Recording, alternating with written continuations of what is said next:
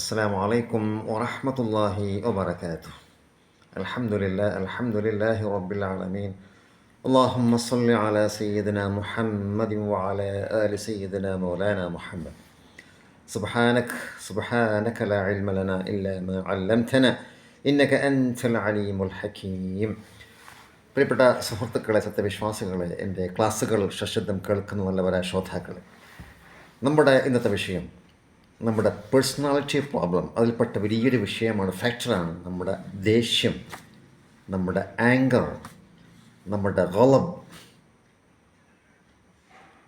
ഒരു മനുഷ്യനെ അവൻ്റെ ഹെൽത്തിനെ ബാധിക്കുന്ന വിഷയമാണത്. ഒന്ന് അവൻ്റെ spiritual health, psychological health, physical health. ഈ മൂന്നിനെയും അവൻ്റെ ദേഷ്യം ബാധിക്കുന്നുണ്ട്.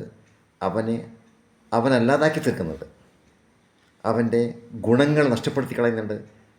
അവൻ്റെ സ്വർഗീയമായ പല ഉയർച്ചകളെയും തടയുന്നുണ്ട്. എന്ന് പറയുമ്പോൾ ഇഹത്തിലും പരത്തിലും വൻ നാശം ഉണ്ടാക്കിയെടുക്കുന്ന ഒരു സ്വഭാവമാണ് ദേഷ്യം. അതുകൊണ്ട് പ്രവാചകർ സല്ലല്ലാഹു അലൈഹി വസല്ലമ ഈ വിഷയത്തിൽ ഇഷ്ടംപോലെ ഹദീസ് കാണാൻ സാധിക്കും. ഖുർആൻ പ്രത്യേകം പറഞ്ഞു, ഒരു സത്യവിശ്വാസിയുടെ സ്വഭാവം അവൻ്റെ ദേഷ്യത്തെ കൺട്രോൾ ചെയ്യുന്നവനാണ്. കാളിമീനൽ ഗൈർ വൽ ആഫീന അലന്നാസ്, ജനങ്ങൾക്ക് അവൻ പുറത്തു കൊടുക്കുന്നവനാണ്. അതുപോലെ പ്രവാചകർ സല്ലല്ലാഹു അലൈഹി വസല്ലമ പഠിപ്പിച്ചായി കാണാൻ സാധിക്കും, ലാ തഗ്ളബ് വലക്കൽ ജന്ന, നീ ദേഷ്യപ്പെടരുത്, നിനക്ക് സ്വർഗമുണ്ട്. ഒരു പ്രഗൽഭ സഹാബി പ്രവാചകർ സല്ലല്ലാഹു അലൈഹി വസല്ലമയോട് ഒരു ഉപദേശം ചോദിച്ചു, ഔസനി യാ റസൂലല്ലാഹ്, അള്ളാഹുവിൻ്റെ റസൂൽ സല്ലല്ലാഹു അലൈഹി വസല്ലമ പഠിപ്പിച്ചു കൊടുത്തത് ലാ തഗ്ളബ്, ദേഷ്യപ്പെടരുത്.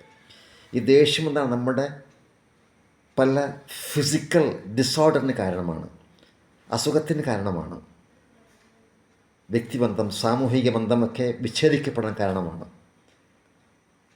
ഫിസിക്കലായി പറയുമ്പോൾ നമ്മളെ ഹാർട്ടിനെ ബാധിക്കുന്നുണ്ട്, നമ്മുടെ ഉറക്കിനെ ബാധിക്കുന്നുണ്ട്, ഇൻസോംനിയ അസുഖമുണ്ടാകും, ഹാർട്ട് അറ്റാക്ക് ഉണ്ടാകും, കാർഡിയൽ അറ്റാക്ക് ഉണ്ടാകും. അതുപോലെ തന്നെ നമ്മുടെ ബ്ലഡ് പ്രഷർ കൂട്ടും. എന്തുകൊണ്ട്? അഡ്രിനലിൻ എന്ന് പറയുന്ന ഒരു ഹോർമോൺ നമ്മുടെ സ്ട്രെസ്സിനെ ഇൻസൈറ്റ് ചെയ്തുകൊണ്ട് നമ്മുടെ ബോഡിയുടെ അവസ്ഥ മാറ്റിക്കളയും.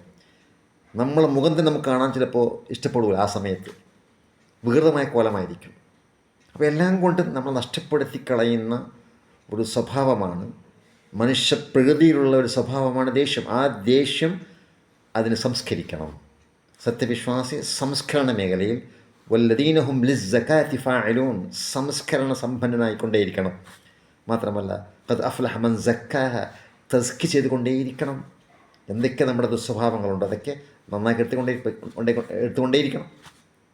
പ്രത്യേകിച്ച് പറയാനുള്ളത് നമ്മുടെ കുട്ടികളോട്, നമ്മുടെ ഏറ്റവും അടുത്ത് ബന്ധപ്പെടുന്ന നമ്മുടെ കുട്ടി, നമ്മുടെ വീട്, നമ്മുടെ കുടുംബം, നമ്മുടെ ബന്ധങ്ങൾ, നമ്മുടെ ചുറ്റുപാടുകൾ, നമ്മുടെ നാട്, നമ്മുടെ ഓഫീസ്, നമ്മുടെ ജോലി സ്ഥലം, നമ്മുടെ കച്ചവടം, ഇവിടെയൊക്കെ നമ്മൾ ഏറ്റവും നമ്മുടെ ഉയർന്ന നല്ല സ്വഭാവം നമ്മൾ കീപ്പ് ചെയ്യണം. അവിടെ നമ്മളെ ഏറ്റവും വികൃതമാക്കുന്ന നമ്മുടെ ദേഷ്യമാണ്.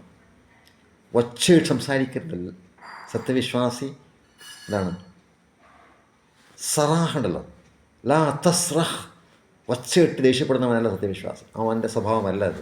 സത്യവിശ്വാസം വെച്ചോടത്തോളം അവൻ എന്താണ്? റിസെപ്റ്റീവാണ്, എല്ലാവർക്കും അവന് സ്വീകാര്യമാണ്, അവൻ പുഞ്ചിരിയുള്ളവനാണ്, അവൻ വിട്ടുവീഴ്ച ചെയ്യുന്നവനാണ്, ജനങ്ങൾക്ക് വിട്ടുവീഴ്ച ചെയ്യുന്നവനാണ്. ജനങ്ങൾ വരുമ്പോൾ ആദ്യം വീട്ടുകാർക്കും മക്കൾക്കും ഭാര്യമാരും കുടുംബക്കാർക്കും വിട്ടുവീഴ്ച ക്ഷമിക്കുന്നവനാണ്. ഞാൻ ഭയങ്കര സംഭവമാണ്, ഞാൻ ദേഷ്യപ്പെട്ട അങ്ങനെയാണ്, ഞാൻ ചൂടായാൽ ഇങ്ങനെയാണ്, ഞാൻ ചൂടായിക്കൊണ്ട് ആൾക്കാരെ പേടിപ്പിക്കും, ഞാൻ വീട്ടിലേക്ക് എല്ലാവരും ഒതുക്കി വെക്കും. ഇതൊക്കെയൊന്നും സത്യവിശ്വാസിയുടെ സ്വർഗത്തിലേക്ക് പോകാൻ തയ്യാറായി നിൽക്കുന്ന സത്യവിശ്വാസികളുടെ ആട്രിബ്യൂട്ട്സ് അല്ല. അതുകൊണ്ട് തന്നെ പ്രവാചകർ സല്ലല്ലാഹു അലൈഹി വസല്ലമ നമ്മുടെ എല്ലാം എന്ന് പറയുമ്പോൾ എല്ലാ കാര്യങ്ങളും പ്രവാചകർ സല്ലല്ലാഹു അലൈഹി വസല്ലമയുടെ അനുധാവനം. പ്രത്യേകിച്ച് നമ്മൾ ശ്രദ്ധിക്കേണ്ടത്, നമ്മുടെ മീസാനിൽ ഭാരം തൂങ്ങുന്ന ഏറ്റവും വലിയ ഘടകമാണ് ഹുസ്നുൽ ഖുൽഖ്. എന്തുകൊണ്ട്? പ്രവാചകൻ സല്ലല്ലാഹു അലൈഹി വസല്ലമ റഹ്മത്തുൽ ആലമീനാണ്.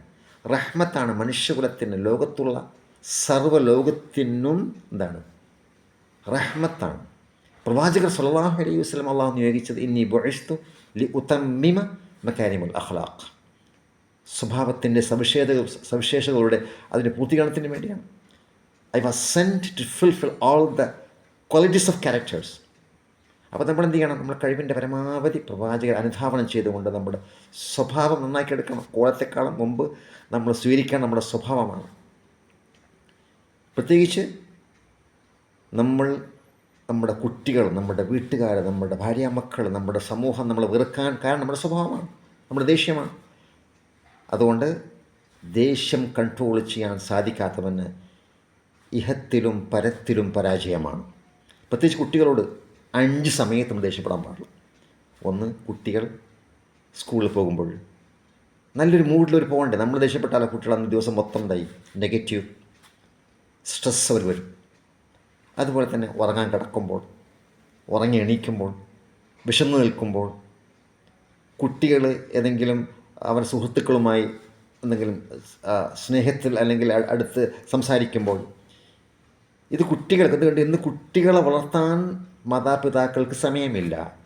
കുട്ടികൾക്ക് വേണ്ടി ചുറ്റാൻ സമയമുണ്ട്, പക്ഷേ വളർത്താൻ, അവരെ കൂടെ ഇരിക്കാൻ, അവരെ കൂടെ സ്നേഹം പങ്കിടാൻ സമയമില്ല. അതുകൊണ്ട് കുട്ടികളെ എല്ലാ വീട്ടിലും പ്രശ്നമാണ്.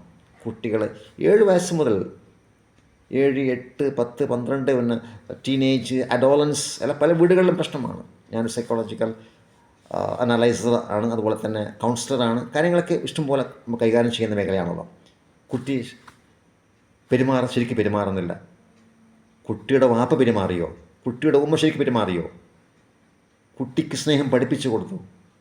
കുട്ടിയുടെ അവരുടെ മാനസികാവസ്ഥ, ശാരീരികമായ വളർച്ച, ബുദ്ധിപരമായ വളർച്ച, മാനസികമായ വളർച്ച പരിഗണിച്ചുകൊണ്ട് സംസാരിച്ചോ? സ്നേഹം പങ്കിട്ടോ? അവരെ പരിഗണിച്ചോ? അവരെ ബഹുമാനിച്ചോ? ഇല്ല. പിന്നെ എങ്ങനെയാണ് അവർ നമ്മൾ അനുസരിക്കേണ്ടത്? അപ്പോൾ ആ മേഖലകളൊക്കെ പ്രശ്നമായത് കൊണ്ടാണ് പ്രത്യേകിച്ച് ഈ 10 മിനിറ്റ് ഈ ക്ലിപ്പ് വിടുന്നത്. നമ്മളൊക്കെ നമ്മുടെ അനുഗ്രഹമാണ്. അള്ളാഹു നൽകിയ ഭൗതിക ജീവിതത്തെ ഏറ്റവും വലിയ അനുഗ്രഹമാണ് നമ്മുടെ കുടുംബത്തിൽ നമ്മുടെ മക്കൾ നമ്മൾ അനുസരിക്കുന്നില്ലെങ്കിലും നമ്മളൊക്കെ ഏറ്റവും വലിയ സ്ട്രെസ്സുള്ള ആൾക്കാർ, ആങ്സൈറ്റിയുള്ള ആൾക്കാർ. പിന്നെ എങ്ങനെ നമ്മൾ ഒരു സമാധാനപൂർണ്ണമായ ജീവിതം നയിക്കും? അപ്പോൾ ഇസ്ലാം സമാധാനമാണ്. ഇസ്ലാം എന്താണ്? മനുഷ്യർക്ക് നല്ലൊരു ജീവിത രീതി കാണിച്ച് തരുന്ന നമ്മളൊക്കെ ഇങ്ങനെ പറയാറുണ്ട്, ഉസ്താദന്മാരും പറയാറുണ്ട്. കുട്ടികളെ പലപ്പോഴും അവരുടെ സ്വഭാവ ഹത്യ നടത്തുന്നത് പല ഉസ്താദന്മാരും ചെയ്യുന്നുണ്ട്.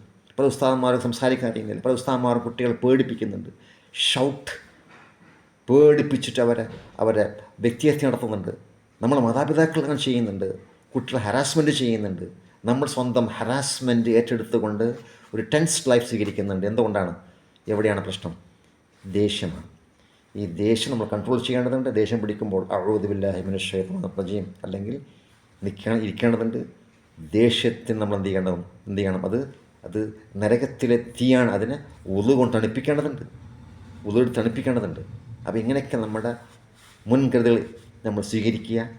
നമ്മളെപ്പറ്റി ഒന്ന് പഠിച്ചു നോക്കുക. ഒരു സെൽഫ് റിഫ്ലക്ഷൻ അല്ലെങ്കിൽ സെൽഫ് ഇൻട്രോസ്പെക്ഷൻ നടത്തി നോക്കുക. ഞാൻ എവിടെയാണ്? എൻ്റെ അവസ്ഥ എന്താണ്? ഞാൻ നല്ലൊരു വാപ്പയാണോ? നല്ലൊരു ഉസ്താദാണോ?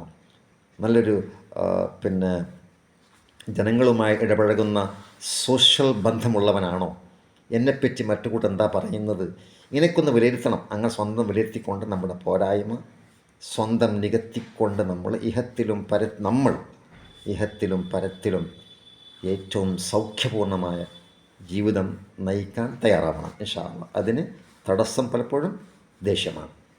ദേഷ്യം നമ്മൾ കൺട്രോൾ അവർ സെൽഫ് ഇൻഷാ അല്ലാഹ്. അള്ളാഹു സുബ്ഹാനഹു കാര്യങ്ങളൊക്കെ മനസ്സിലാക്കാനും അതനുസരിച്ച് ദീൻ്റെ വിധിവിലക്കുകൾ ശരിക്കും മനസ്സിലായിക്കൊണ്ട് നല്ല നിലക്ക് നല്ല ബോധമുള്ള ഉത്ബുദ്ധരായ മുസ്ലിമായി ജീവിക്കുവാനും അള്ളാഹു സുബ്ഹാനഹു വ തആല ഈ പറയുന്ന എനിക്കും നമ്മൾക്കെല്ലാവർക്കും അള്ളാഹു തൗഫീഖ് നൽകി അനുഗ്രഹിക്കുമാറാകട്ടെ. അസ്സലാമു അലൈക്കും വറഹ്മത്തുള്ളാഹി വബറകാതുഹു.